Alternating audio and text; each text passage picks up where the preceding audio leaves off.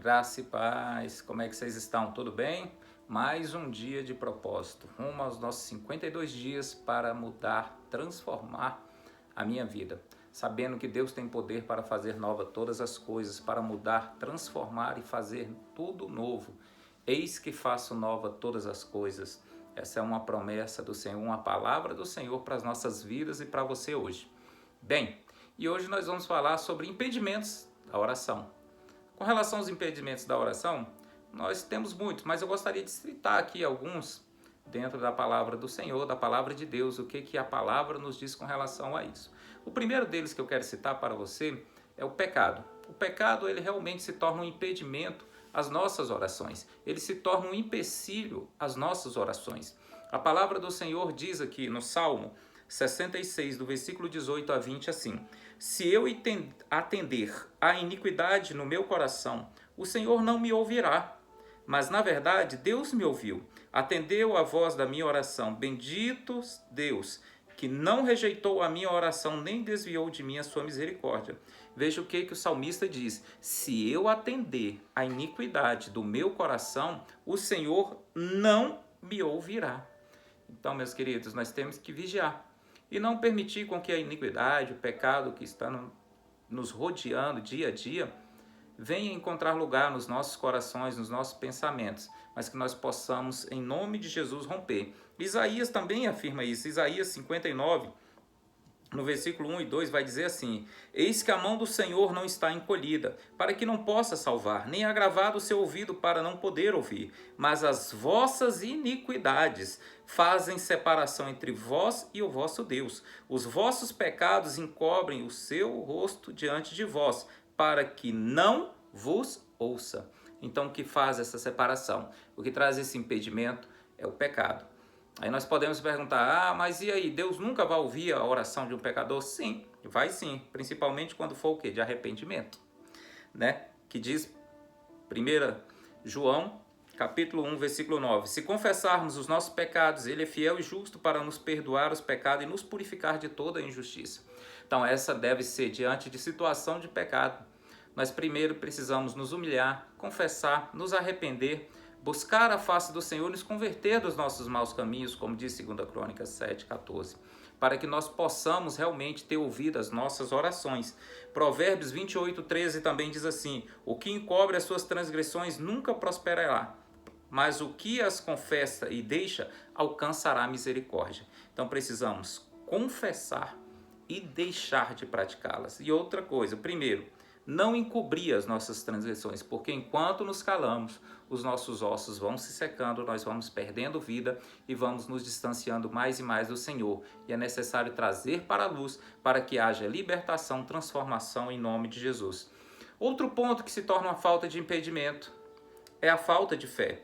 Hebreus 11:6 diz assim: ora, sem fé é impossível agradar-lhe, porque é necessário que aquele que se aproxima de Deus creia que Ele existe e que é galardoador dos que o buscam. Então, irmãos, se nós vamos orar, temos que orar com fé ao Senhor, porque a fé é esse firme fundamento. O justo viverá da fé, pela fé. Então nós precisamos clamar, nos achegar ao Senhor confiadamente, ao trono da graça dele, com fé, com ousadia, diante do Pai. E se há falta de fé, já é realmente um impedimento à nossa oração, porque sem fé, como que as coisas vão acontecer? Não há como. Então esse também é um impedimento, hein? Outro impedimento que nós temos, a contenda no lar, diante do casamento, por exemplo.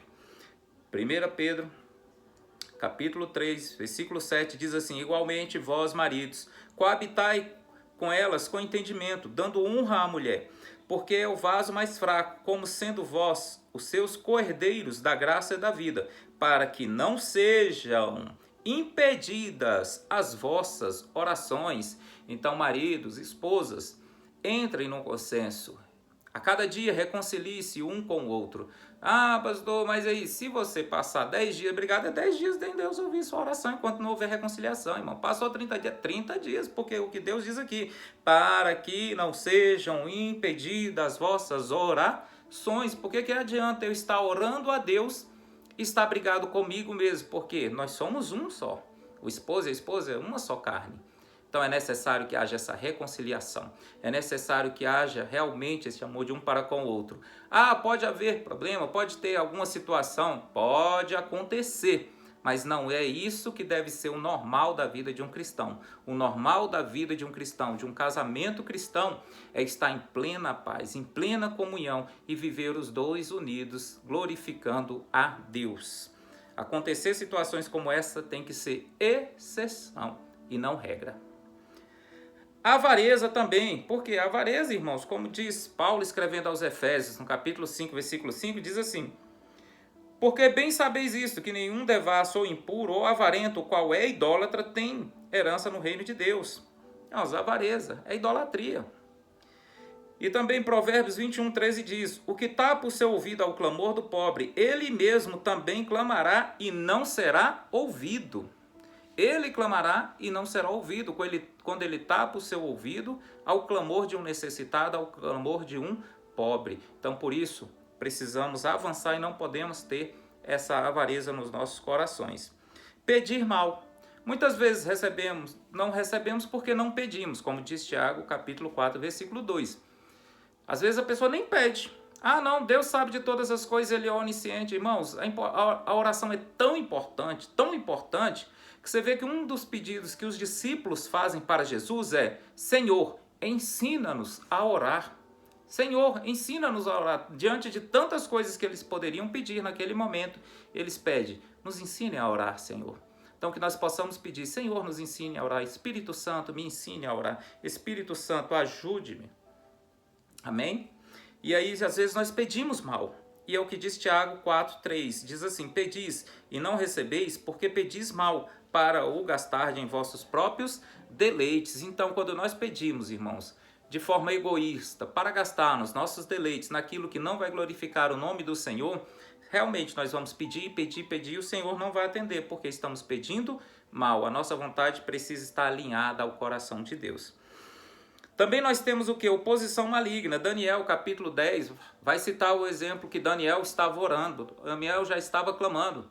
Até que chega ali o anjo e diz a Daniel: olha, desde o momento que você decidiu orar, que você iniciou as suas orações, Deus ouviu as suas orações, estava a caminho, mas no meio do caminho, o príncipe do reino da Pérsia me impediu. Então foram aqueles 21 dias de batalha travada espiritualmente. E Daniel clamando, orando, então chega ali, o inimigo faz de tudo para tentar impedir que as suas orações tenham uma resposta objetiva da parte de Deus. Então nós precisamos, é aí que entra a perseverança, como nós falamos ontem. Pedir, bater, buscar, como o Senhor nos ensina, e orar sem cessar. Estamos determinados a isso, porque a nossa luta não é contra carne ou sangue, é contra principados, potestades, hostes do mal, dominadores deste século. Então nossa luta é espiritual, como afirma o apóstolo Paulo em Efésios 6, amém? Outra coisa também que nos impede, a falta de humildade. Nós iniciamos esse ciclo, essa jornada, falamos justamente do orgulho. O orgulho é o oposto da humildade. Só se quebra orgulho com humildade. E quem vai atestar se nós estamos livres ou não do orgulho, se nós estamos livres ou não da lepra, não somos nós mesmos, são os outros. Por isso que era necessário ir se mostrar ao sacerdote. É outro que iria testificar se estaria curado ou não. E aqui diz Lucas 18, do 10 ao 13, eu quero ler esse texto para vocês. Diz assim: 2 homens subiram ao templo para orar, um fariseu e outro publicano. O fariseu, estando de pé, orava consigo desta maneira: ó Deus, graças eu te dou, porque não sou como os demais homens, roubadores, injustos e adúlteros, nem ainda como este publicano. Jejuo 2 vezes por semana e dou o dízimo de tudo quanto possuo. O publicano, porém, estando de pé, de longe, nem ainda queria levantar os olhos ao céu, mas batia no peito dizendo: ó Deus, tem misericórdia de mim, pecador. Digo-vos que este desceu justificado para a sua casa, e não aquele, porque qualquer que a si mesmo se exalta será humilhado, e qualquer que a si mesmo se humilha será exaltado. Então, meus queridos, nós precisamos orar com humildade. Não adianta, a referência daquele fariseu eram os ladrões, eram totalmente pessoas que não eram segundo a vontade de Deus. A nossa referência deve ser pessoas boas, que oram, que clamam, aqueles que fazem coisas melhores do que nós, e não aqueles que fazem as coisas erradas, piores que nós, que se orgulho e soberba. Que Deus abençoe, vamos romper mais um dia e vigiar para não cairmos em nenhum desses obstáculos, desses impedimentos à oração. Fiquem na paz.